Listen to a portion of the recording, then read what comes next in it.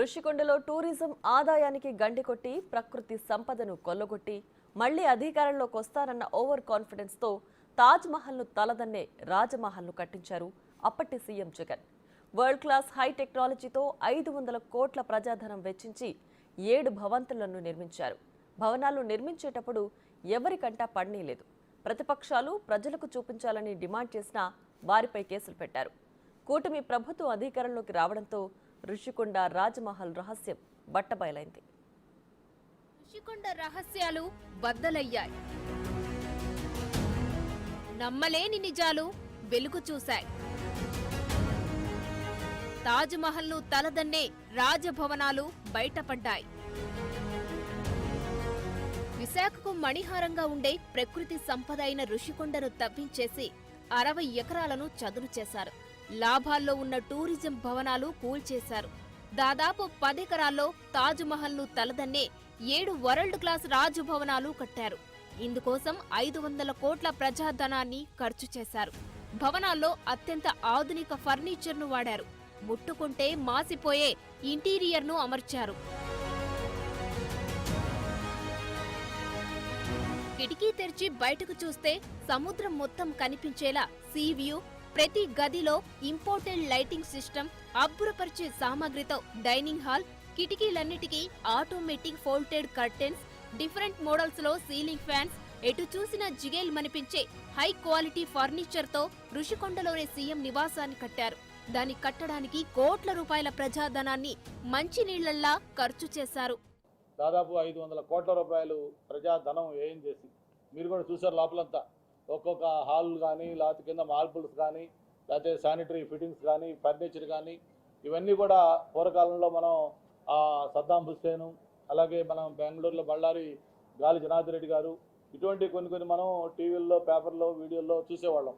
మరి వాటిని తలదన్నే విధంగా మళ్ళీ ఇందులో కూడా ఒక్కొక్క హాల్స్ కూడా ఎంతంత విశాలంగా ఉన్నాయో, ఏ విధంగా ఉన్నాయో. ఓకే, రైట్, డెఫినెట్గా కొన్ని ప్రభుత్వ కార్యాలయాలు స్పేషియస్ కడతారు. కానీ ఇంత వివాదాస్పదం చేసి, ఇంత లగ్జరియస్గా 500 కోట్ల రూపాయలు వెచ్చించి దీన్ని ఈ విధంగా చేయటం ఒక జగన్మోహన్ రెడ్డి గారికి చెల్లింది. అయితే ఇప్పుడు మా సందీప్ చెప్తా ఉన్నాడు, అదేదో సినిమాలో కోరిక తీరక ఏదో అట్లా అవుతారని చెప్పని. ఆయన కూడా పాపం ఇంత ముచ్చటపడి మోజుపడి కనీసం ఇక్కడికి వచ్చి చూసుకోలేదు దీన్ని. ఒకే ఒక్కసారి హెలికాప్టర్ ద్వారా ఏరియల్ సర్వే చేసుకున్నాడు. ఓహో, ఇదా ఈ కొండపైన ఉండిపోతాను అని. మరి చివరికి ఆయన చూసుకోకుండానే ఆయన పదవి దిగిపోవడం కూడా జరిగింది. సీఎం నివాస బిల్డింగ్ లో ఏ వస్తువును చూసినా కాస్ట్లీదే. హై క్వాలిటీ ఫర్నిచర్ వాడారు.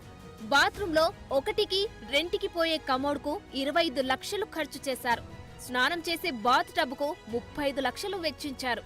ఒక సామాన్యుడి ఇంటి నిర్మాణానికి ప్రభుత్వం ఇచ్చేది 1,80,000 రూపాయలు. అంటే 20 మంది పేదల ఇళ్లకు అయ్యేంత ఖర్చు ఒక కమోడ్ కు వెచ్చించారు. అదంతా ఎవరి సొమ్ము? మనది కాదనేగా ఇష్టారీతిన ఖర్చు చేసింది. ఈ రాజకోట రహస్యం అనేది మేము ఇక్కడికి సుమారుగా మాకు 5 కిలోమీటర్ల దూరంలో ఉంటాం. అసలు ఆ గేట్ దగ్గరికి కూడా రానిచ్చేవారు. ఇది 5 సంవత్సరాలు ఒక మిడిల్ క్లాస్ ఫ్యామిలీ, ఒక 5 సంవత్సరాల తాలూకు బడ్జెట్ అనమాట. 25 లక్షలంటే అసలు మనం యూరిన్కి వెళ్ళేదానికి అంత కాస్ట్లు పెట్టుకోవడం అనేది, ప్రజాధనం ఎంత దుర్వినియోగం చేశారనేది ఇందులో మనకి క్లియర్ కట్గా అర్థమవుతుంది. ఒక సామాన్యమైన వ్యక్తులకి ఇలా తెలుస్తుంటే మీలా చదువుకున్న వాళ్ళు వస్తే ఇంకా ఎంత లెక్కలేస్తారో మాకు అర్థం కావట్లేదు. సినిమా హాళ్లను తలపించేలా కాన్ఫరెన్స్ హాల్స్ ను ఏర్పాటు చేశారు. ఎమ్మెల్యేలు, మంత్రుల సమావేశాలకు ప్రత్యేక హాల్, ఐఏఎస్, ఐపీఎస్ ఆఫీసర్ల మీటింగ్ కు మరొక సెమినార్ హాల్, ముఖ్యమైన మీటింగ్ల కోసం ఇంకో మీటింగ్ హాల్ కట్టించారు. కాన్ఫరెన్స్ హాల్లో 30 అడుగుల బిగ్ ఎల్ఈడి స్క్రీన్ ను అమర్చారు. అన్నిటికీ సెన్సార్ టెక్నాలజీతో అనుసంధానం చేశారు. కిచెన్, డైనింగ్ హాల్ ను చూస్తే మతిపోవాల్సిందే. కిచెన్ లో వందలాది కబోర్డ్లు, విశాలమైన ఎలక్ట్రిక్ స్టవ్లు, వంట సామాగ్రి పెట్టడానికి ప్రత్యేక నిర్మాణాలు ఏర్పాటు చేశారు. విశాలమైన డైనింగ్ హాల్ నిర్మించారు. అన్ని నిర్మాణాలను సెన్సార్లతో అనుసంధానించారు. అన్ని గదుల్లో సెంట్రల్ ఏసీ సిస్టమ్ ఏర్పాటు చేశారు. ఇక స్టార్ హోటళ్లను తలదన్నేలా బెడ్రూమ్లు, వాటిని అటాచ్ చేస్తూ రిచెస్ట్ వెస్టర్న్ టాయిలెట్లను నిర్మించారు. మసాజ్ చేసుకోవడానికి ఏకంగా ఒక ప్రత్యేక సెటప్ నే ఏర్పాటు చేశారు. ప్రతి గదిలో బిగ్ స్క్రీన్లతో హై క్వాలిటీ ఎల్ఈడి టీవీలను అమర్చారు. సీఎం నివాసం రాజభవనాన్ని తలదన్నేలా ఇంద్రభవనంలా నిర్మించారు.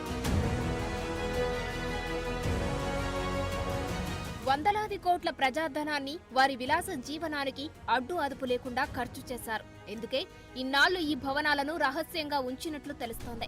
తమ బండారం బయట పడుతుందనే ఎవరిని అనుమతించలేదని తేలింది.